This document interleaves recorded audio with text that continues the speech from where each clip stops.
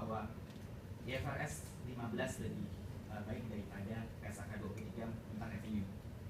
Nah, kami berpendapat bahwa IFRS 15 lebih baik daripada PSAK 23. Kenapa? Karena IFRS 15 adalah hasil dari joint project antara IASP dan FISP. Nah, kenapa munculnya joint project tersebut?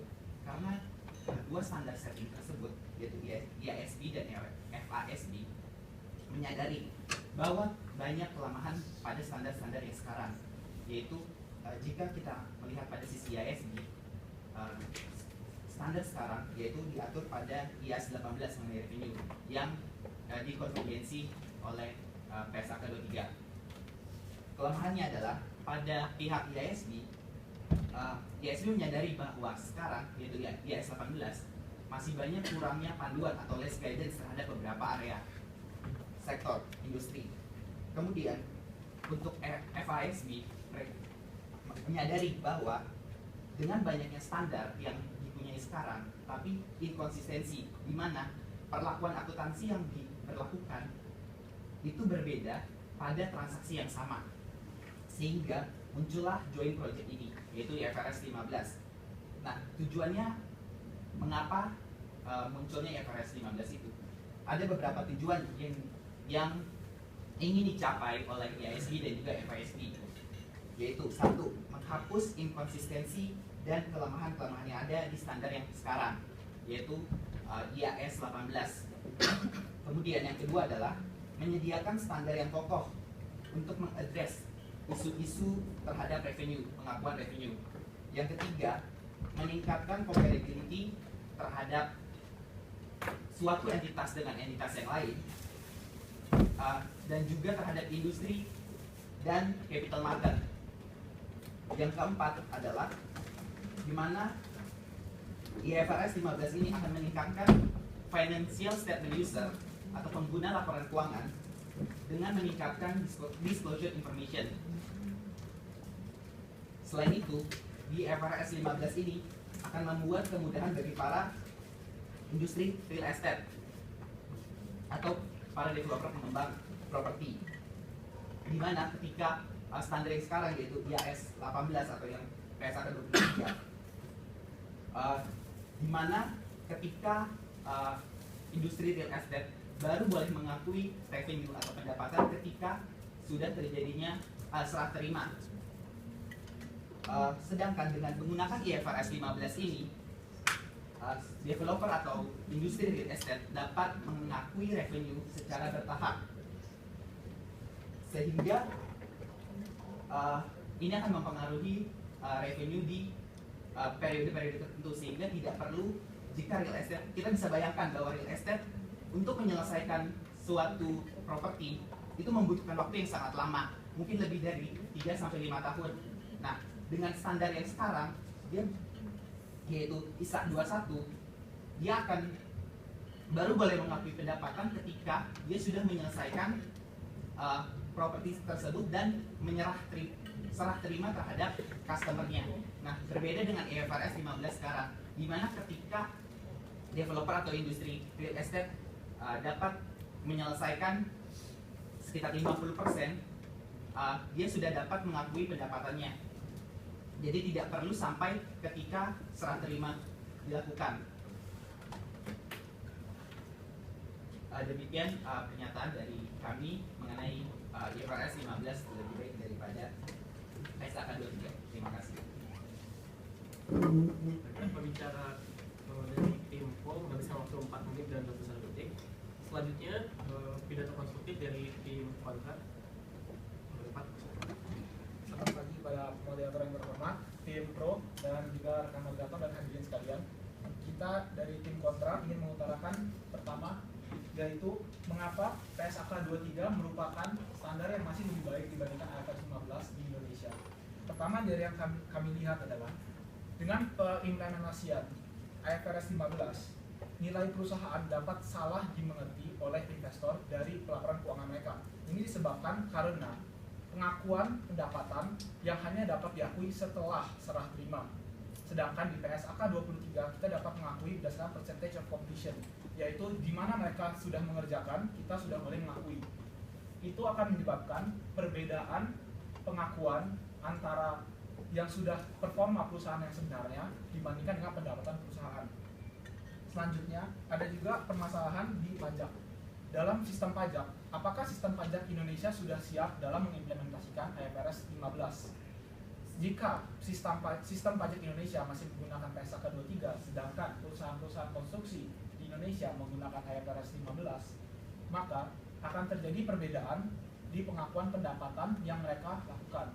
Dan untuk penyesuaian di bidang pendapatan itu, maka koreksi fiskalnya akan memakan biaya dan juga waktu. Selanjutnya, untuk perusahaan-perusahaan konstruksi yang kecil dan baru terbentuk, tentu saja ini akan membebankan mereka dikarenakan mereka tidak dapat mengakui pendapatan mereka di tahun-tahun pertama saat mereka menerima proyek. Mungkin untuk perusahaan konstruksi yang sudah lebih besar, hal ini bukanlah suatu masalah yang besar. Tapi untuk perusahaan konstruksi yang kecil, ini akan menyebabkan pelaporan keuangan mereka untuk defisit di tahun-tahun awal. Hal ini akan menyebabkan investor untuk khawatir dan takut dalam menginvestasikan modal mereka pada perusahaan-perusahaan konstruksi yang masih kecil. Hal ini akan menekan pertumbuhan dari industri konstruksi yang masih kecil ini. Selain itu, IFRS 15 juga bermasalah menurut kami di kolektabilitasnya. Walaupun kita sudah boleh mengakui revenue saat kita serah terima, itu tidak berarti bahwa uang yang dijanjikan oleh customer pasti akan dibayar kita. Maka kolektabilitas dari piutang kita di proyek konstruksi tersebut belumlah pasti, dan kita masih memiliki risiko yang setara dengan pengakuan PSAK 23. Selanjutnya kita juga ingin berbicara tentang biaya dari implementasi dan training untuk sistem yang baru ini. Apakah Indonesia benar-benar sudah cukup mapan untuk mengimplementasikan sistem baru dan meninggalkan sistem yang lama? Seperti yang kita tahu, Indonesia membutuhkan training dan juga peng-adjustment dan perubahan-perubahan penyesuaian sistem untuk dapat berubah dari PSAK 23 menuju IFRS 15. Hal ini tidaklah mudah dan akan memakan waktu dan juga biaya. Waktu dan biaya yang dimakan ini tidaklah sedikit dan juga cukup signifikan, apalagi dengan masyarakat ekonomi ASEAN yang perusahaan kita harus berkompetisi dengan perusahaan-perusahaan lain. Dengan itu, tim kami menyimpulkan bahwa PSAK 23 masih lebih baik dibandingkan IFRS 15. Terima kasih. Baiklah, pembicara dari tim kontra menghabiskan waktu 3 menit dan 37 detik. Selanjutnya kita akan mulai sesi untuk teman-temannya. Ada yang ingin bicara terlebih dahulu? Oke, dari tim Pro, silakan. Terima kasih moderator atas waktunya. Pertama-tama saya ingin menyanggah pernyataan dari tim kontra mengenai IFRS 15 hanya bisa mengakui pendapatannya setelah diserah terimakan. Seperti yang kita ketahui bahwa IFRS 15 itu merujuk kepada performance obligation yang dinyatakan di dalam kontrak. Sehingga jika di dalam kontrak tidak dinyatakan bahwa setelah serah terima itu baru dinyatakan performance obligation itu terpenuhi atau satisfy performance obligation, itu dia sudah bisa mengakui pendapatannya. Jadi itu berdasarkan kontrak yang ada di awal dengan antara pihak kontraktor dengan pihak customer. Memang betul, ketika kontrak yang dibuat menyatakan bahwa performance obligation-nya ketika kontraktor sudah memenuhi atau sudah menyelesaikan konstruksinya secara penuh dan setelah serah terima, memang pendapatan hanya bisa diakui setelah serah terima itu terjadi. Namun, jika di kontrak dinyatakan lain, seperti contohnya ketika pembangunan 25%, maka customer harus memenuhi kewajibannya sebesar sekian persen dari total pembelian yang akan dia lakukan. Maka ketika kontraktor telah menyelesaikan pembangunan secara 25%, maka itu bisa dinyatakan sebagai pemenuhan performance obligation-nya. Sehingga itu sudah bisa dicatat sebagai pendapatan dari kontraktor itu sendiri. Dan saya ingin menambahkan juga mengenai yang ISAK 21 tadi.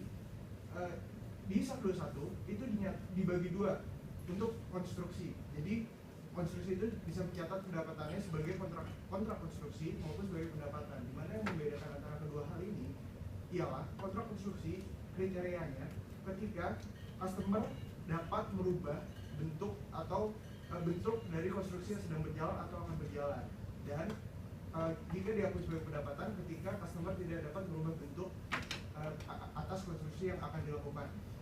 Di sini Oke, cukup dari kontra ada tanggapan? Terima kasih atas waktunya. Untuk menyanggah apa yang tadi sudah dibicarakan, kita dari tim kami ingin bertanya. Tadi kan dibilang katanya kalau seandainya bangunannya itu sudah dinikmati, sedangkan kalau bangunannya saja belum jadi total, berarti kan belum bisa dinikmati oleh customer. Terima kasih.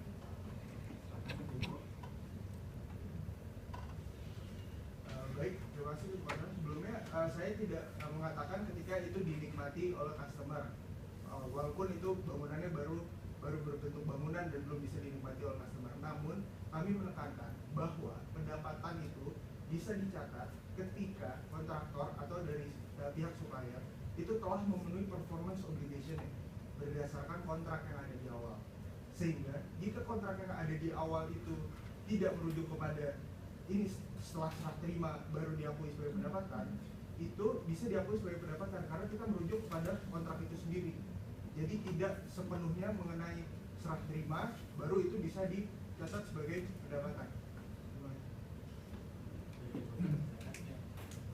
Untuk menyanggah, maka kami bicara bahwa seperti yang tadi sudah dilihat, jika di kontrak dispesifikasikan obligasi untuk pembangunan 25%, 50% maupun selanjutnya, tapi di IFRS disebutkan bahwa bangunannya harus sudah dapat dimanfaatkan atau dipergunakan oleh customer sebelum kita dapat melakukan pengakuan pendapatan. Jika bangunan, sedangkan di Indonesia, seperti yang kita tahu, mayoritas dari pembangunan ini merupakan pembangunan ruko, rumah, real estate seperti itu, apalagi jembatan dan lain-lain. Tentu saja jika pembangunan masih dalam tahap-tahap awal, mungkin 25%, 15%, tentu saja belum bisa diakui, dan juga customer pasti tidak mau untuk mengakui bangunan itu sebagai sudah terpenuhi obligasinya. Nah, bagi perusahaan-perusahaan yang sedang melakukan konstruksi, apalagi konstruksi jangka panjang, ini akan sangat membebankan mereka. Karena di awal-awal tahun, seperti yang kita sudah sebutkan, mereka tidak dapat mengakui pendapatan mereka. Jika kita ambil suatu contoh, perusahaan yang sedang membangun jembatan, mungkin di kontrak disebutkan saat jembatan sudah menghubungkan, sedangkan saat kita membangun jembatan, pertama kita harus menaruh tiang-tiangnya dulu. Dalam penaruhan tiang itu saja, jika jembatannya terdapat pada sungai atau laut, itu akan membutuhkan waktu yang cukup lama dan membutuhkan modal yang cukup besar. Di saat itu, mereka tidak dapat mengakui segala keuntungan mereka dan segala pendapatan mereka. Itu akan sangat membebankan mereka, dan keuangan mereka, dalam pelaporan keuangan mereka, pendapatan mereka akan terlihat sangat buruk dan defisit. Terima kasih. Ada info? Mengenai pernyataan, kami ingin menyanggah bahwa ketika masalah revenue, di mana biaya-biaya yang dikeluarkan oleh developer itu dapat diakui cost tersebut yang berhubungan langsung dengan kontrak dapat diakui sebagai aset, sehingga jika kita lihat bahwa cost yang dikeluarkan itu diakui sebagai aset, bukan berdasarkan expense. Kenapa? Karena ketika kita mengakui expense, berarti otomatis kita harus mengakui revenue-nya, yaitu otomatis matching cost, di mana kita tidak bisa mengakui expense atas cash yang kita keluarkan, tapi kita tidak mengakui revenue-nya. Nah, berarti otomatis ketika kita mengeluarkan biaya-biaya itu terlebih dahulu, cash itu dialokasikan menjadi aset, diklasifikasikan, bukan sebagai expense. Nah, pertanyaan, lalu saya juga mau bertanya, dengan IFRS 15 ini mengcover berbagai industri, bukan hanya real estate. Yang dari tadi kita debatkan adalah tentang hanya real estate. Nah, tapi balik lagi ke background awal, di mana ISB merasa bahwa banyak area-area industri yang belum tercover untuk sistem perlakuan revenue-nya. Nah, bagaimana jika masih menggunakan dengan PSAK 23, industri-industri yang belum di-cover oleh IFRS 15 ini, perlakuan akuntansinya itu malah akan membingungkan para penggunanya. Terima kasih.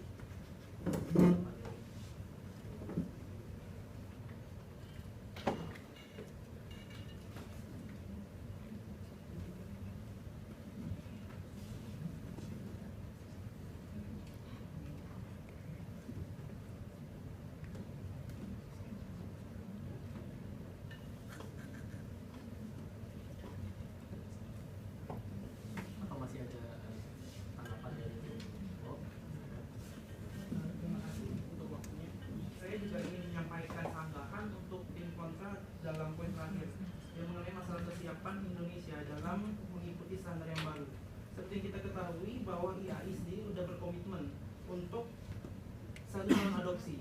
Jadi ketika seperti yang disampaikan tadi bahwa IFRS 15 akan diterapkan 1 Januari 2017, maka di Indonesia sendiri akan harus diterapkan 1 Januari 2018, 1 tahun ke depannya. Seperti itu.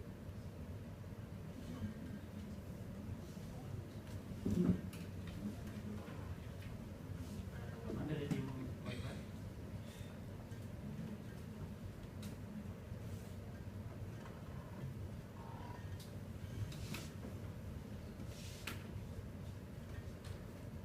Dari timku ada tambahan.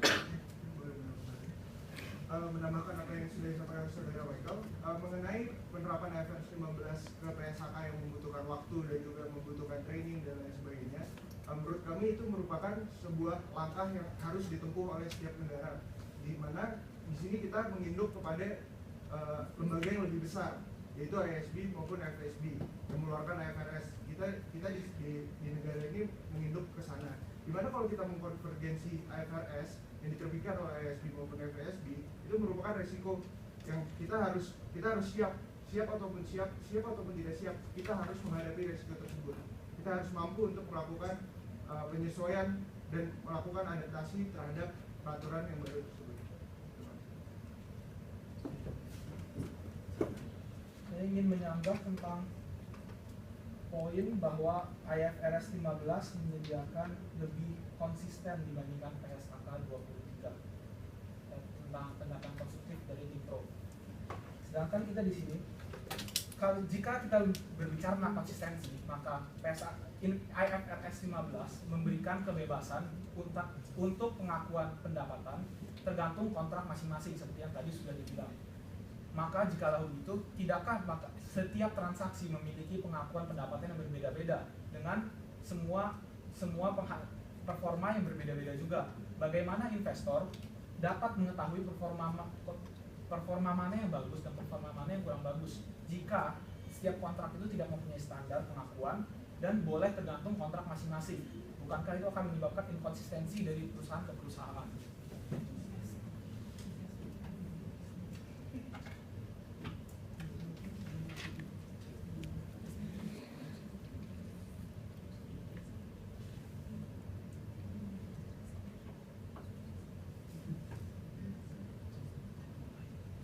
Tim kontra ada tambahan lagi.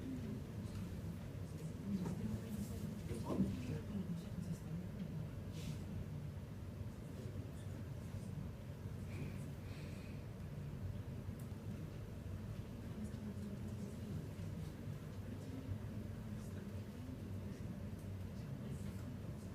Gimana tim on?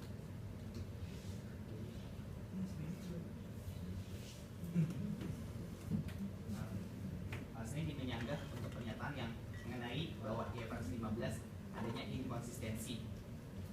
Di awal mungkin mengenai inkonsistensi itu lebih pada FISP bukan IFRS, di mana IFRS 15 ingin mengcover standar-standar untuk beberapa area industri yang menurut mereka belum tercover sehingga muncul IFRS 15 ini. Nah, lalu mengenai yang masalah tidak adanya standar, di mana kalau kita tahu di IFRS 15 ini ada namanya 5-step model, di mana di tahap kedua yaitu identify performance obligation. Di sini dari 5-step model ini berarti IASB atau IFRS 15 telah menetapkan kriteria atau indikator di mana setiap perusahaan harus menetapkan apa performance obligasi yang dia harus selesaikan untuk mengakui pendapatannya. Bukan berarti dengan performance obligation itu bisa membuat setiap standar perusahaan yang ada berbeda-beda dan memunculkan inkonsistensi. Tapi malah IFRS 15 ini memunculkan 5-step model ini untuk bisa men-separate performance obligation sehingga suatu perusahaan akan menjadi lebih jelas dan lebih detail ketika mana saja pendapatan yang boleh diakui ketika performance obligation-nya telah selesai. Bahkan dengan sebelum IFRS 15 ini, ketika pendapatan belum, ketika performance obligation belum dilakukan dan pihak standar yang sekarang sudah mengakui pendapatan, berarti malah itu fiktif gitu, tidak berdasarkan performance atau kinerja dari perusahaan. Untuk inkonsistensi, untuk guidance yang tadi dibilang pada poin 5 poin itu, poin untuk menentukan alokasi pendapatan terhadap kewajiban itu hanya ada di poin 4 dan itu tidak dirinci kapan kita boleh mengakui pendapatan. Misalnya kita mendapatkan pendapatan 1 miliar, kapankah kita boleh mengakui 200 jutanya? Apakah saat pertama kali kita menjatuhkan tiang, atau saat cost kita sudah mencapai 200 juta, atau bagaimana? 5 step itu lebih ke arah cara general untuk kita dapat mengakui pendapatan kita. Sedangkan kita juga belum lagi untuk menyanggah yang tadi tentang implementasi. Tadi sempat dibilang bahwa kita siap atau tidak siap, kita terus tetap harus mengambil resikonya. Menurut saya sangatlah kurang bijak bagi kita untuk mengambil resiko yang tidak perlu, apalagi jika kita belum siap. Menurut saya lebih baik jika kita menjalankan PSAK 23 dengan baik dan menunda IFRS 15 di saat kita sudah lebih siap nanti. Apalagi dengan sekarang di mana sistem pendidikan kita juga masih harus diperbaiki dan kita harus mendidik. Kita harus terus mendidik semua akuntan kita di Indonesia agar bisa lebih mengerti IFRS 15 dengan baik. Oke, mengenai disebutkan pada IFRS 15 itu hanya pada poin 4 disebutkan bagaimana kita mengakui pendapatan. Kami ingin menyanggah pernyataan itu karena di sini tadi ditanyakan bagaimana ketika kita pendapatan 1M, kita bisa mengakui pendapatan ketika menaruh tiang atau dan lain sebagainya. Itu dinyatakan di performance obligation. Jadi ketika performance obligation itu sudah dirincikan dan kita telah memenuhi itu bisa diakui sebagai pendapatan. Jadi tidak pada poin 4. Di poin 5 kita menentukan jika kita telah satisfy performance obligation, disitulah kita bisa mengakui pendapatan. Yang kami maksudkan dalam perincian itu, memang di poin 4 dan 5 disebutkan bahwa sesuai kontrak. Maksud saya adalah standar untuk menentukan di setiap kontrak-kontrak yang berbeda. Apakah setiap kontrak dapat memiliki standar-standar yang berbeda atau mereka memiliki standar-standar yang sama? Jika di kontrak A disebutkan, jika cost yang sudah keluar adalah 200 juta, maka kita bisa mendapatkan pendapatan 200 juta. Sedangkan di kontrak B dibilang, jika sudah bisa dilalui oleh mobil kita mendapatkan pendapatan. Di kontrak C juga berbeda lagi. Walaupun di kontrak itu dinyatakan bahwa performa obligasi dikaitkan pada pengakuan pendapatan, tetapi setiap kontrak itu memiliki pengakuan yang berbeda. Saya ingin menyanggah pernyataan tersebut di mana ketika 5-step model tersebut, kita jangan lupa bahwa poin pertama adalah identify with customer. Berarti identify the contract with customer. Berarti pihak pengembang dan pihak customer itu sudah adanya approval di step pertama ini, di mana bahwa pihak pengembang dan pihak customer itu sudah adanya persetujuan atau approval untuk mengakui setiap performance obligation, apa saja kewajiban bagi kedua pihak, sehingga pihak customer dan pihak pengembang sudah sama-sama saling mengetahui kewajibannya, sehingga ketika memang kewajiban sudah terselesaikan, berarti memang kita boleh mengakui pendapatan. Bukan berarti dengan seperti itu standarnya berbeda-beda. Standar setiap perusahaan tetap berbeda karena satu, apakah itu memang matters, apakah hal itu memang menjadi isu besar ketika standar itu yang akan IFRS 15 akan menjadi perbedaan bagi setiap perusahaan, karena dibilang bahwa step pertama identify contracts with customer, sehingga memang sudah ada persetujuan di antara pengembang dan customer. Lalu kembali lagi untuk menyanggah yang masalah untuk tetap mengadopsi yang PSAK 23, kita tahu bahwa kekurangan di PSAK 23 adalah belum mencakup semua industri yang ada di Indonesia. Nah, bagaimana perlakuan terhadap beberapa industri tersebut yang memang belum diatur standarnya, belum ada standarnya. Bagaimana perlakuan accountingnya jika kita tetap mengadopsi PSAK 23, tidak merubah dari PSAK 23 menjadi IFRS 15. Tidak spesifik. Jadi kan disebutin kalau pelanggan ada persetujuan antara pelanggan dan yang melakukan konstruksi. Nah, berarti dalam kontrak antara mereka ini akan untuk customer yang berbeda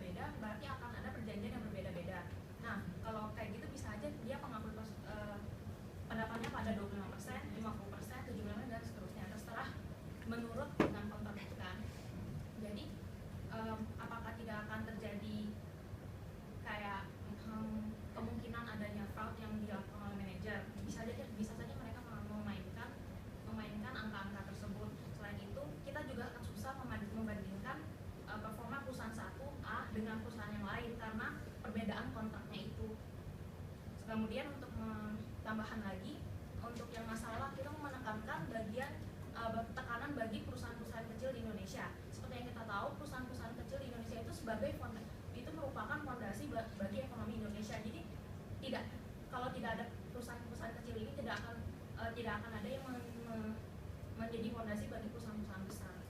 Ekonomi Indonesia mungkin saja akan goyah atau gimana. Oke, karena waktunya yang diberikan juga sudah habis, sudah tepatnya semua, maka untuk sesi kedua ini berarti sampai sini dulu. Tepuk tangan dulu dong untuk sudah saling beradu argumen semuanya. Nah, selanjutnya kita akan lanjut ke sesi ketiga, yaitu pidato penutup dari masing-masing tim pro dan kontra. Kami akan beri waktu 2 menit untuk mempersiapkan argumennya, dan kemudian nanti dipersilakan lagi 2 menit masing-masing untuk menyampaikan argumennya oleh satu orang saja. Waktunya kami mulai dari sekarang.